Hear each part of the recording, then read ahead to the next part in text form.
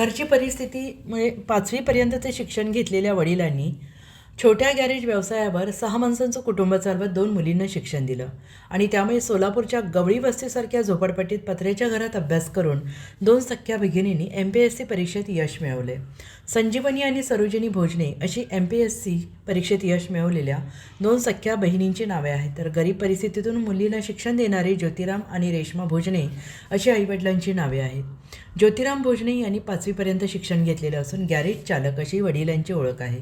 घरची गरीब परिस्थिती असताना देखील वडिलांनी शिक्षण शिकवल्यामुळे हे यश मिळाले असल्याच्या भावना संजीवनी आणि सरोजिनी यांनी व्यक्त केल्या. घरची परिस्थिती हलकीची असतानाही दोन्ही बहिणींनी BComपर्यंत शिक्षण पूर्ण केले. 2018पासून दोन्ही बहिणींनी महाराष्ट्र राज्य लोकसेवा आयोगाच्या परीक्षेची तयारी सुरू केली. दररोज किमान 6 ते 7 तास सोलापुरात अभ्यास करून त्यांनी या परीक्षेत यश मिळवले. काल महाराष्ट्र राज्य लोकसेवा आयोगाचा निकाल हाती आल्यानंतर त्यांनाही आनंदाची बातमी समजली. यामध्ये संजीवनी भोजने यांना मंत्रालयात महसूल सहाय्यक तर सरोजिनी भोजने यांना कर सहाय्यक पोस्टिंग मिळाली. त्यामुळे सध्या भोजने कुटुंबियांचा आनंद गगनात मावेनासा झाला आहे. अतिशय हलाखीच्या परिस्थितीतून या दोन्ही बहिणींनी मिळवलेल्या या यशाचं सोलापूरमध्ये सगळीकडे कौतुक होत असल्याचं चित्र दिसून येत आहे. तुझं नाव सांग. हां सर तुझं.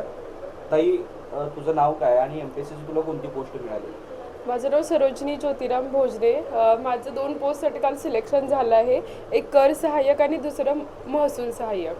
अच्छा, घरची परिस्थिती कशी आहे तुझी? घरची परिस्थिती तर इकॉनॉमिकली ठीकठाकच आहे, एवढी काही व्यवस्थित नाही आहे. कारण पप्पा माझे जास्त काही वेल एज्युकेटेड नाही आहे आणि आई पण माझी गृहिणीच आहे.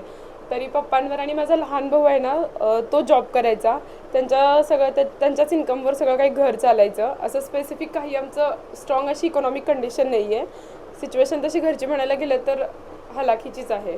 साधारणतः घरचं मासिक उत्पन्न किती असायचं? घरचं मासिक उत्पन्न वार्षिक हे माझं मासिक उत्पन्न 10 ते 12 हजारच्या रेंजमध्ये आहे. 10 ते 12 हजाराच्या रेंजमध्ये 6 जणांचं कुटुंब चालवून तुम्ही नेमका हा प्रवास कसा केला?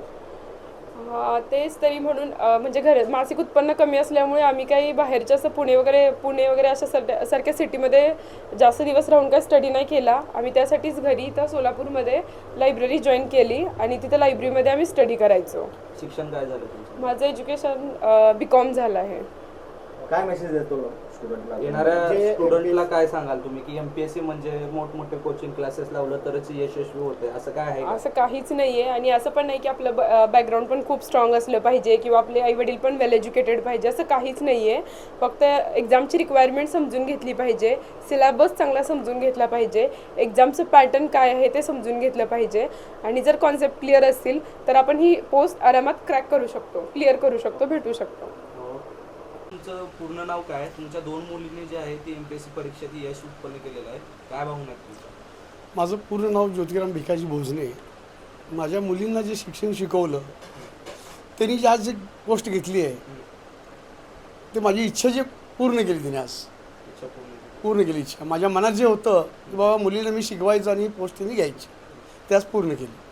तुमच्या मुलींना पाहुण्यारावळ्यातून काय दबाव येत नव्हता? काय मुलींचं वय वाढत चाललंय? बोलत होते ना, पुष्कळ जण बोलत होते मला, अरे किती दिवस ठेवतो मुली, एज व्हावं लागलंय ना, नोकरी नाही लागल्यानंतर काय करणार, पुन्हा कुठं शोधणार, भरपूर जण म्हणत होते. पण तो विचार मी मनावर घेतला नाही. मी माझा ध्येय होता शिकवायचं आणि नोकरी लावायची, ते माझी इच्छा पूर्ण झाली. मोटरसायकल मेकॅनिक आहे. करायचं ॲडजस्ट केल्यास तर होणारच नाही आहे. नाही म्हणून बसलं तर होणारच नाही. काय आज एक गॅरेज मेकॅनिकच्या मुली ज्या आहेत ती MPSCच्या परीक्षेत पास झालेल्या आहेत, आनंद आहे? पुष्कळ आनंद आहे, पुष्कळ सांगूही शकत नाही किती आनंद आहे आज माझ्या मनात. तुम्हाला काय वाटतंय? मला काय नाही, आनंद वाटते की माझ्या मुली एवढ्या शिकल्या, मला आनंद वाटतंय. मुलींनी नाव केलं का तुमचं? हो, मुलीने नाव केलं. मुलीने नाव केलं. हो, माझं नाव केलं मुलीने. आनंद आहे? हो, आनंद आहे.